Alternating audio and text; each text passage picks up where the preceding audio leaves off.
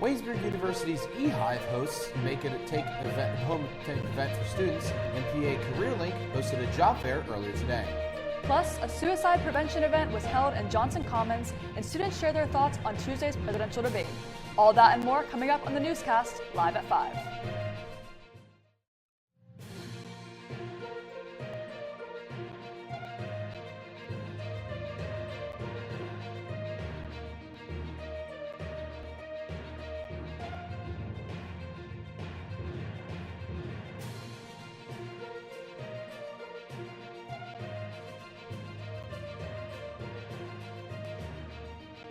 And now, your 5 o'clock news on Channel 14.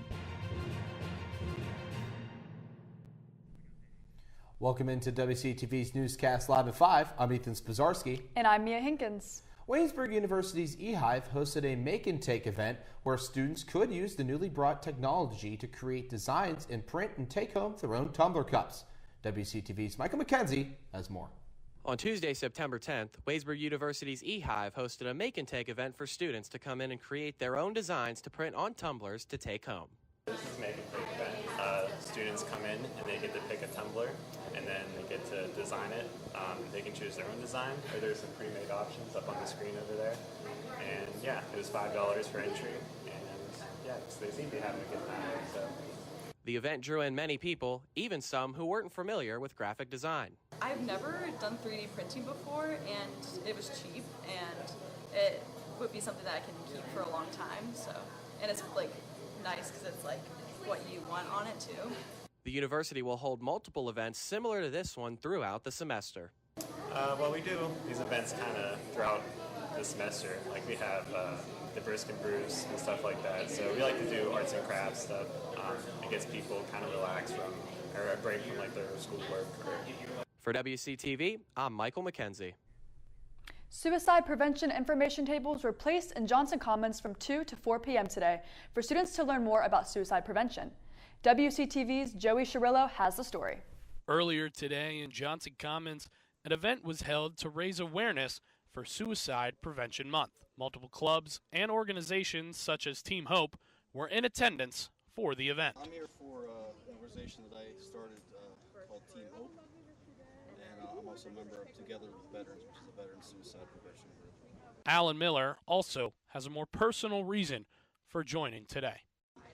Actually, 4 years ago today, I lost my son. So I also lost my nephew, who was a veteran, to suicide. So.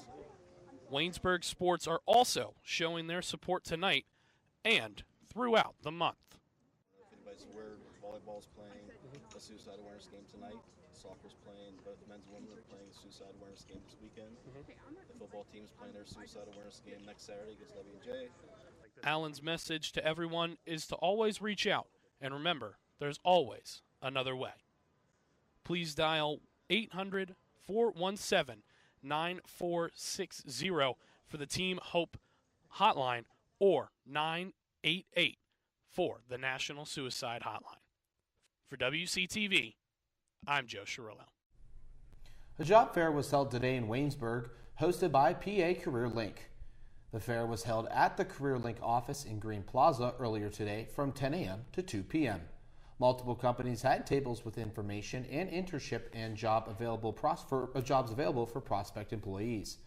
It was a great opportunity for the students to make connections and prepare for early life after college. There are multiple upcoming job fairs being held on Waynesburg University's campus, with the first coming up on September 25th in the Stover Campus Center. This past Tuesday was the first presidential debate between Vice President Kamala Harris, and former President Donald Trump. Much of the nation was watching, especially here in Pennsylvania, a key swing state in the 2024 election. WCTV's Rachel Aaron caught up with a few students for their thoughts on the debate. I think it was really important for Pennsylvanians to be able to have this debate in our home state. Pennsylvania has been so far a very pivotal state in this election. We've had several historic events take place here during this election cycle, and I think with early voting starting in Pennsylvania in about a week, for Pennsylvanians and all Americans really to see the candidates up close and like what their opinions are on all of their policies was very important for us. So I thought the debate was a very important moment. It's always been an important moment in American history. I think it covered a lot of the current discourse on social media. A lot of issues that are really important to voters were discussed. I do wish some of the candidates would have answered some of the questions more directly. I think overall they did a pretty good job. I was impressed with how civil they were for the most part. But yeah, I think I learned a lot, and it was a great time watching. Yeah, I kind of thought the debate was run very poorly. I don't think that either of the candidates really talked much about their policy. It was more so of a back and forth. Although the most glaring thing for me was the fact that Kamala Harris kind of was standing up there saying she's going to change the economy, change the gas prices, change the price of groceries, and yet she's been vice president for 3.5 years, almost 4 years. So I think with her just kind of opening her mouth in the debate, she already kind of lost it. Although neither of the candidates actually did a great job. I thought that this debate compared to the other debates was a lot more structured, so I think both sides got more intelligent opinions out that I felt like I could understand and sympathize with both sides of the aisle. Coming up, more fallout from the first presidential debate between Kamala Harris and Donald Trump. Plus, more on Hurricane Francine and a 14-year-old being charged as an adult in a Nebraska shooting. You're watching WCTV, where we aim to bring you the best local coverage of what you care about most. Everything from local businesses to hometown sports and the latest weather. We're keeping up to date with what you need to know about issues that affect our campus and our community. We're telling the stories that matter, celebrating our past, our future, and our potential. So tune in for all the latest buzz right here on WCTV Channel 14, Waynesburg.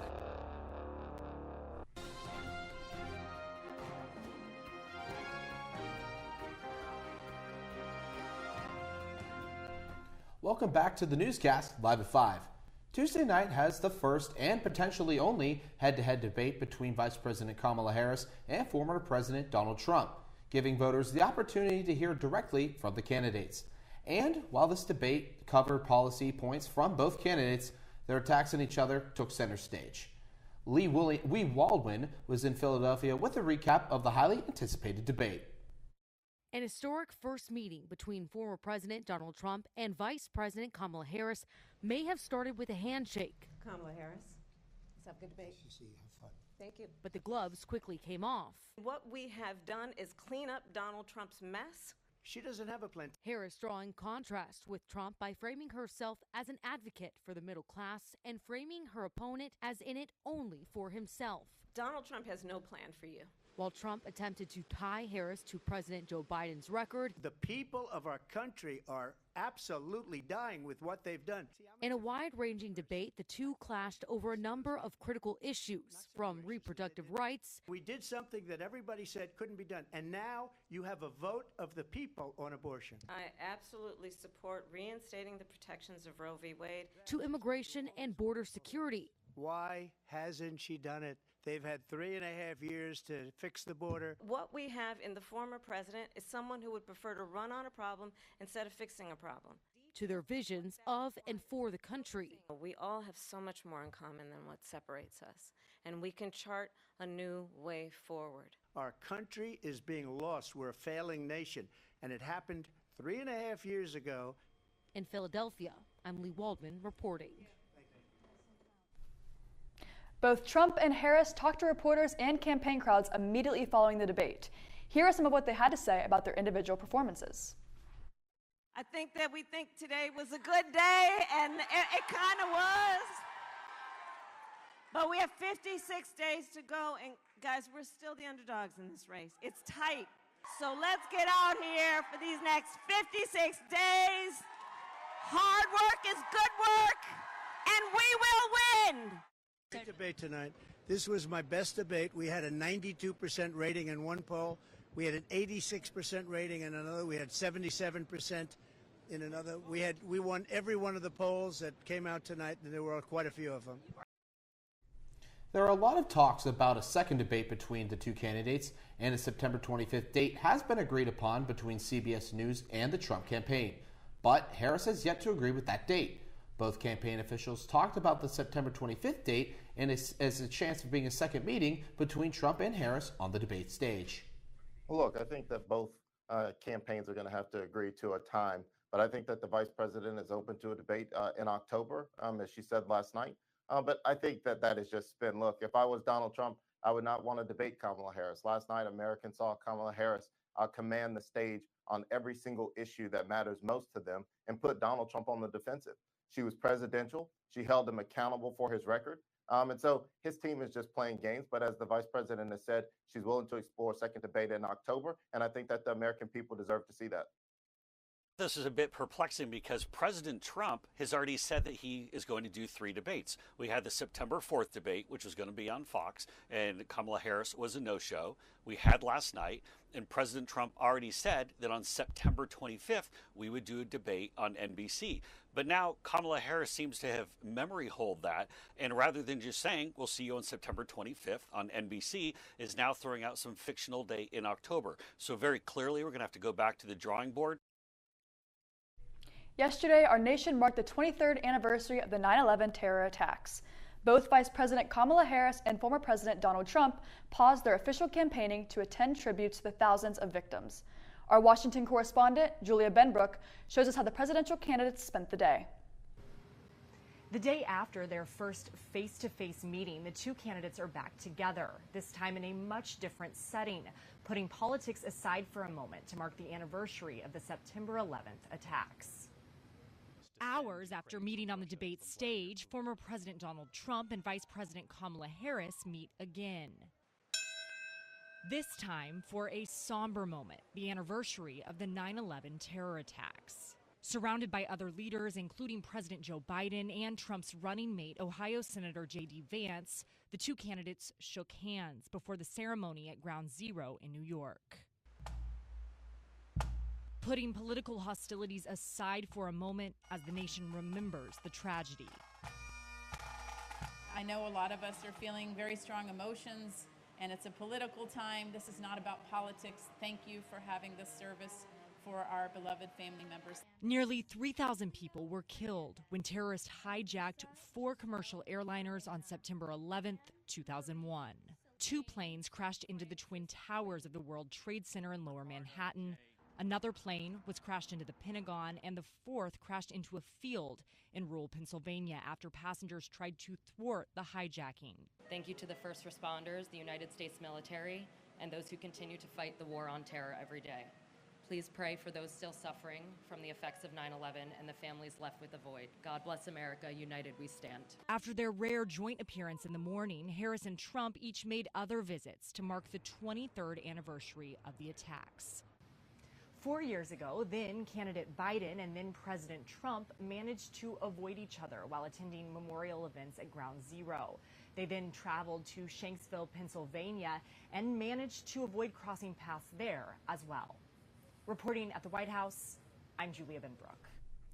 Hurricane Francine made landfall as a Category 2 hurricane in southern Louisiana yesterday evening. It's now been downgraded to a Category 1 with 90 mile an hour per maximum winds. Michael Yoshida is in New Orleans, Louisiana with the latest developments. Hurricane Francine. It's bringing hurricane force winds, heavy rains, and life-threatening storm surge. Forecasters say it will pack a powerful punch, though for some Louisiana natives, the storm may not be considered a significant threat. We're going to stay here. We've always been here, and we're not going to leave.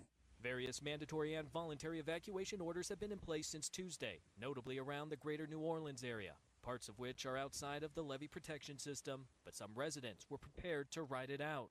I got all the vehicles gassed up. We got some extra water. We got the propane bottles filled. In St. Mary Parish, authorities closed massive floodgates to hold back potentially destructive storm surge from washing over homes and businesses downriver.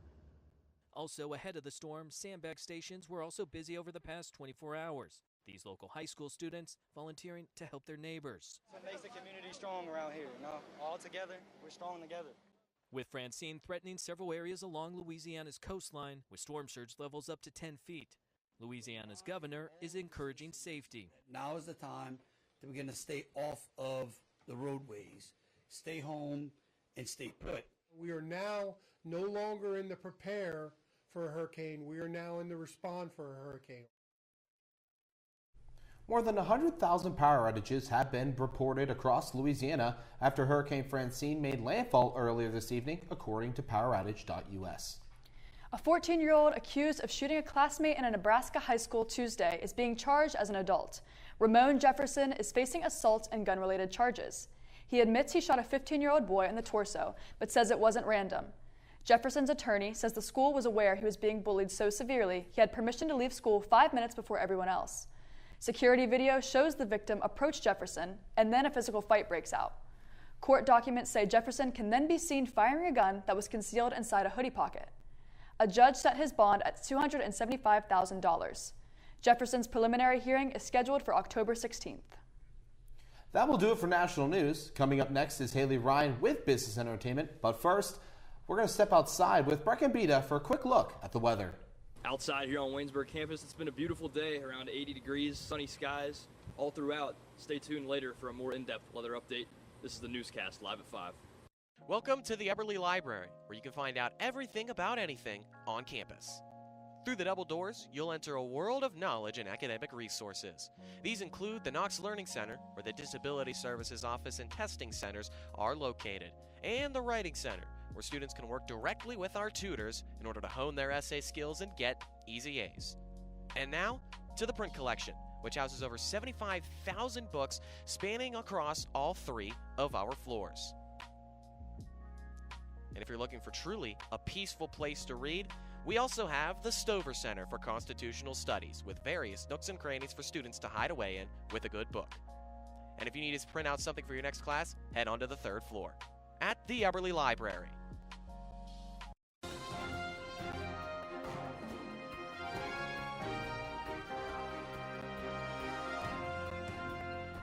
Welcome back to the Newscast. I'm Haley Ryan with your business and entertainment update.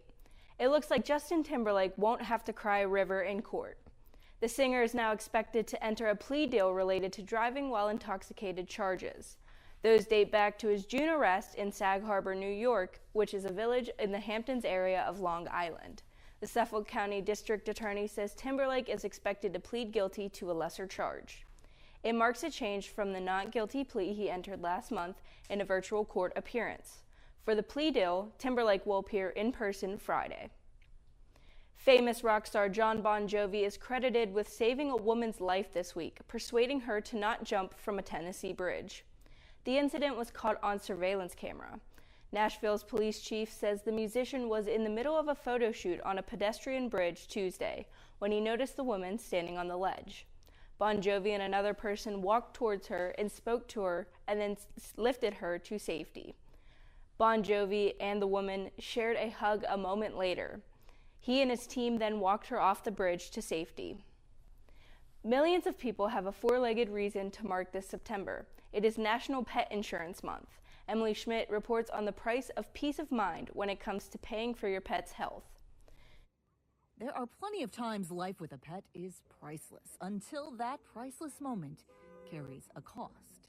Pet surgeries and pet veterinary costs can be really, really expensive. Lending Tree Chief Credit Analyst Matt Schultz says what heals your pet can harm your budget. One option to hedge your bets: pet insurance. A major industry group reports that 6.25 million pets were insured in North America in 2023, nearly a million more than the year before. The average premium for accident and illness insurance for a dog was around $675 in 2023 and around $383 for a cat. Accident-only insurance is cheaper, but doesn't cover illnesses like cancer, infections, or digestive issues. All pet insurances are definitely not created equal, and it's absolutely worth your time to take the effort to shop around. Another challenge: keeping your pets insured. In June, Nationwide Pet, the largest provider of its kind in the country, said it would drop about 100,000 policies by next summer to keep up with the rising vet care costs.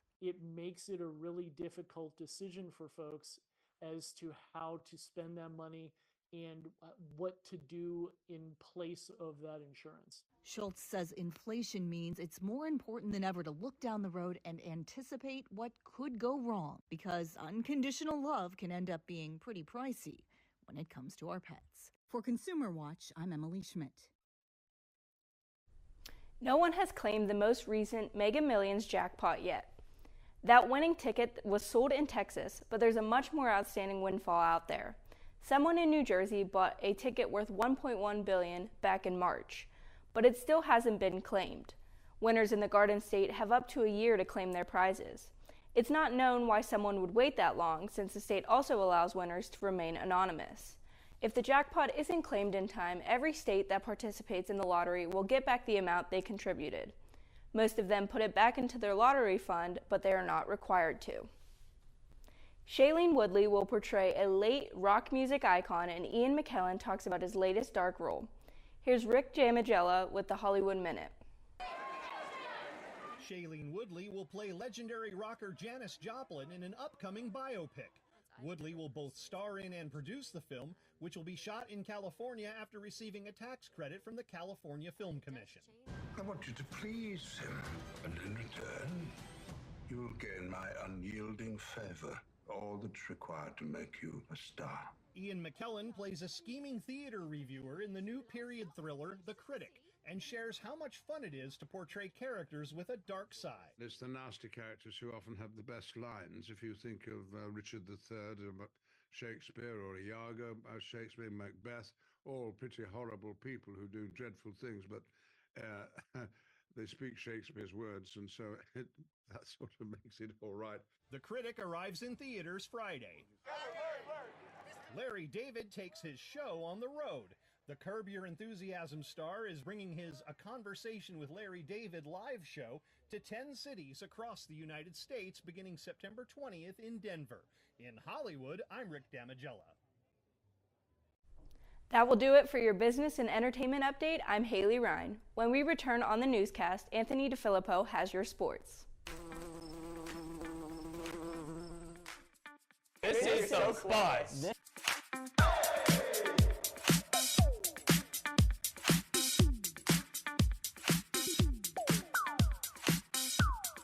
Cornucopia.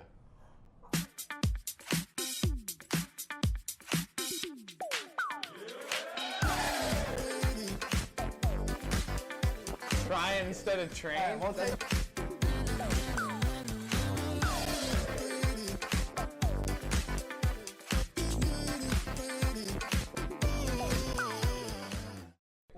I love this show.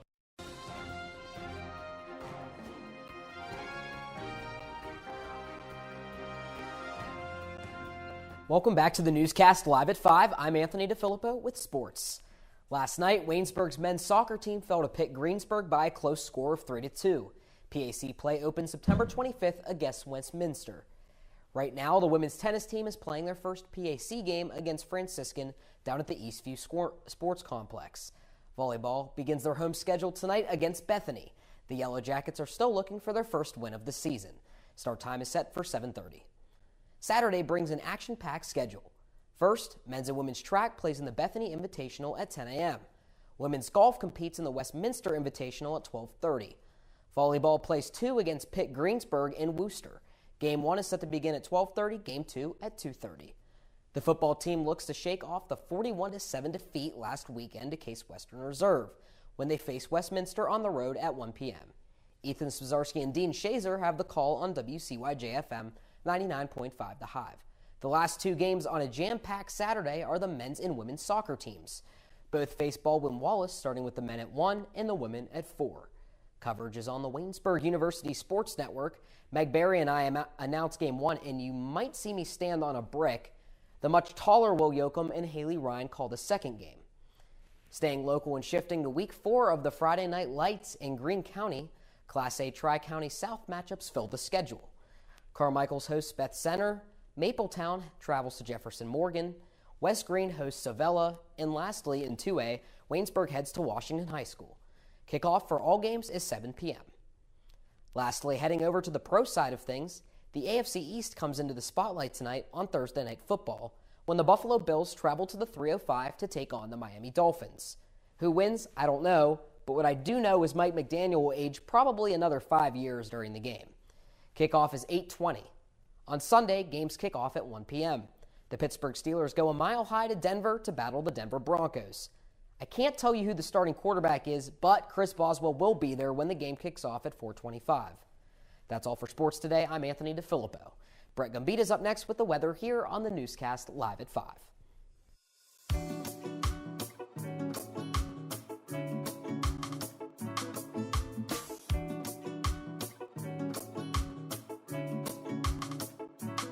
You're listening to WCYJ FM, 99.5 The Hive, your home for everything Waynesburg. Our campus radio station gives students like you a chance to work in live studio environment without ever leaving Waynesburg. WCYJ FM has specialty shows, sports recaps, and updates, weather, and live coverage of your Yellow Jackets. Tune in at 99.5 The Hive or online at waynesburg.edu/listen.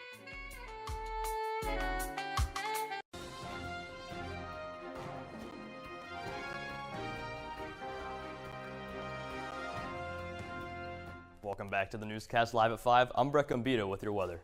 The sun has been out since 7:30 this morning with a few clouds popping up this afternoon around 3. It's currently 80 degrees here in Waynesburg with the temperature expected to drop below 65 in the late hours of the night.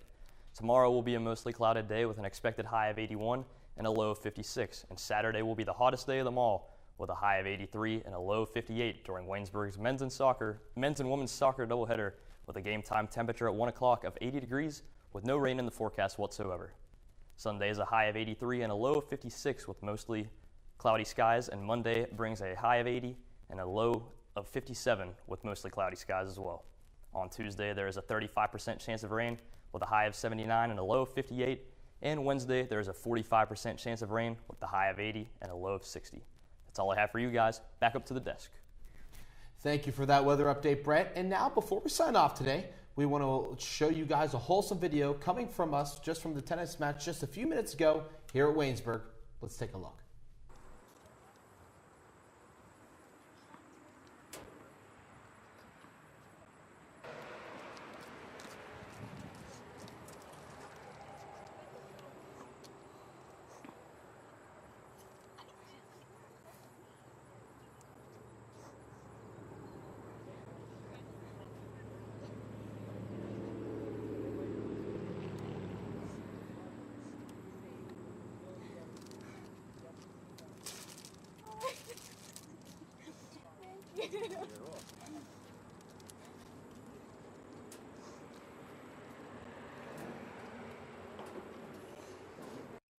That was the brother of Carly Stracker coming home from his service in the military to surprise his sister today.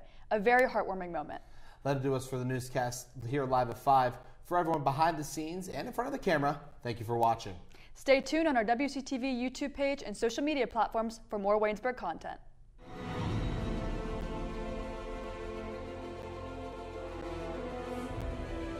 This has been a production of Waynesburg Community Television.